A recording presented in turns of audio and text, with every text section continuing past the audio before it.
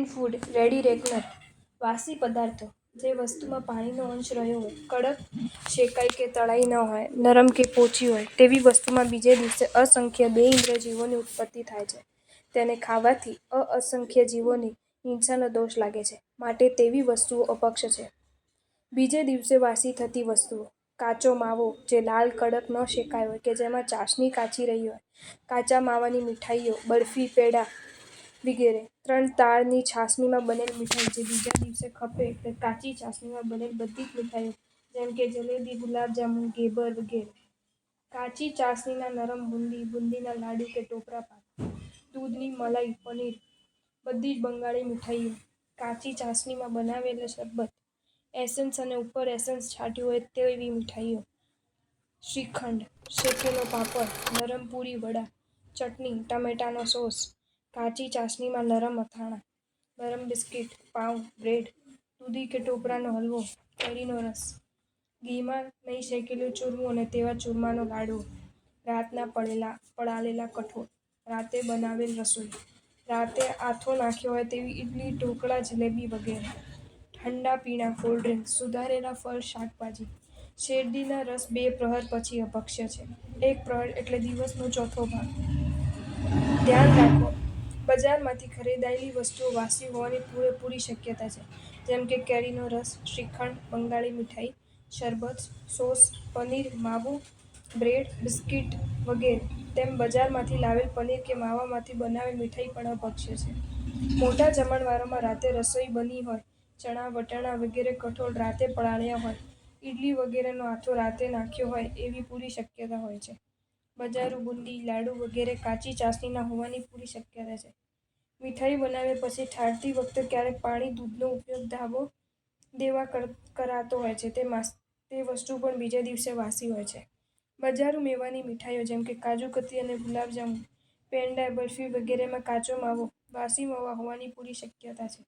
વળી ઘણી મીઠાઈઓમાં એસન્સ, કેસરનું પાણી નાખવામાં આવે છે તે અભક્ષ્ય છે. વધેલી રોટલી તે જ દિવસે શેકી નાખવી જોઈએ. બીજે દિવસે રાખવાથી બેઇન્દ્રિય જીવોની હિંસા થાય છે. અજ્ઞાન કે દુર્લક્ષના કારણે સંઘમાં બનાતી મીઠાઈઓમાં પણ કાચા માવા અને કાચી ચાસણીનો ઉપયોગ થતો જોવાય છે, વિશેષથી બુંદી, લાડુ વગેરે. ચૂરમાના લાડવા: મુઠિયા તળી ચૂરમા કર્યા પછી ઘીમાં શેકીને બનાવ્યા હોય તો તે જ બીજે દિવસે ભક્ષ્ય છે. જો શેક્યા વિના ચૂરમામાં ઘી, સાકર ભેળવી દીધા હોય તો બીજે દિવસે વાસી થાય. દહીંમાં સાકર નાખીને રાત રાખી મૂકીને બીજે દિવસે શ્રીખંડ બનાવવામાં આવે તો તે અભક્ષ્ય છે. 1 દિવસથી વધુ ટકતા પદાર્થો: દૂધમાં મેળવણ નાખ્યા પછી 2 રાત વાસી ન થાય. દાખલા તરીકે સોમવારે મેળવણ નાખ્યું હોય તો બુધવારના સૂર્યોદય સુધી ખપે. મંગળવારે રાત્રે ખાવાનું નથી પણ તે બુધવારના સૂર્યોદય સુધી વાસી થતું નથી એ બરાબર સમજવું. પાણી નાખ્યા વિના માત્ર દહીંથી બનાવેલી વસ્તુઓ, થેપલા, વડા વિગેરે પણ 2 રાત વાસી ન થાય. દાખલા તરીકે ઉપરોક્ત દહીંમાંથી મંગળવારે થેપલા બનાવ્યા હોય તો બુધવારે વાસી ના થાય, ગુરુવારે વાસી થાય. કાચી કેરી, લીંબુથી બનાવેલ ખાટા અથાણાં જેમાં પાણી, મેથી, લોટ, દાળિયા વિગેરે ન નાખ્યા હોય તો તે પણ 3 દિવસ ખપે. દાખલા તરીકે સોમવારે બનાવેલું તેવું અથાણું બુધવાર સુધી વાસી ના થાય, ગુરુવારે વાસી થાય. બજારના દહીં, લસ્સી, શ્રીખંડ વગેરે 2 રાતથી વધુ વાસી હોવાની સંભાવના છે. સવારે મેળવેલું દહીં જામી ગયા પછી વાપરી શકાય છે. દહીં છાશમાં નાખેલા ભાત બીજા દિવસે ખપે છે, પણ દહીંનો કાળ ના પહોંચ્યો હોય તો અને ભાતના દાણા છૂટો થઈ જાય તે રીતે નાખ્યા હોય તો. 2 રાતથી વધુ ટકતા પદાર્થો: કડક શેકાયેલી તળાયેલી વસ્તુ, ખાખરા, પૂરી, મીઠાઈ, ફરસાણ વગેરે.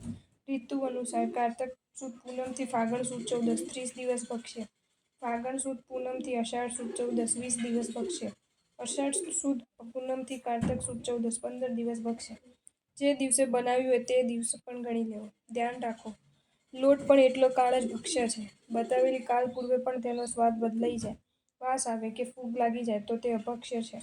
બજારના કડક ખાખરા, મીઠાઈ, ફરસાણ પણ કેટલા દિવસ પૂર્વે બનાવ્યા છે તેનો ખ્યાલ ન હોય તો અભક્ષ્ય ગણાય. બજારના કે પેકેટના તૈયાર લોટ, બેસણ, મેંદો, રવો વિગેરેનો કાળ પૂરો થઈ ગયો હોય તેવી પૂરી સંભાવના છે તેથી અભક્ષ્ય ગણાય.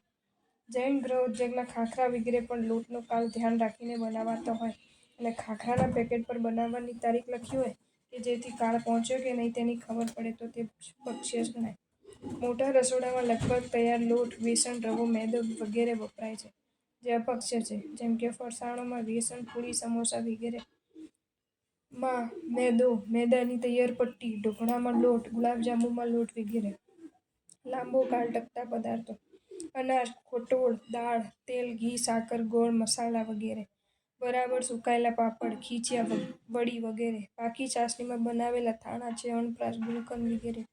કડક સૂકવીને બનાવેલા અથાણાં: આ વસ્તુઓ જ્યાં સુધી બગડે નહીં, જીવોત્પત્તિ ન થાય ત્યાં સુધી ભક્ષ્ય છે.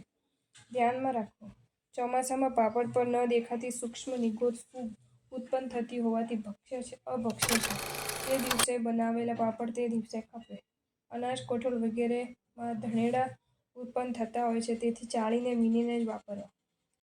જો તમને આ વિડીયો ગમ્યો હોય તો આ વિડીયોને લાઇક કરો અને શેર કરો, અને આવા જ નવા વિડીયો જોવા માટે જૈન ફેક્ટ્સ એન્ડ સ્ટોરીઝની ચેનલને સબસ્ક્રાઇબ કરો. ધન્યવાદ.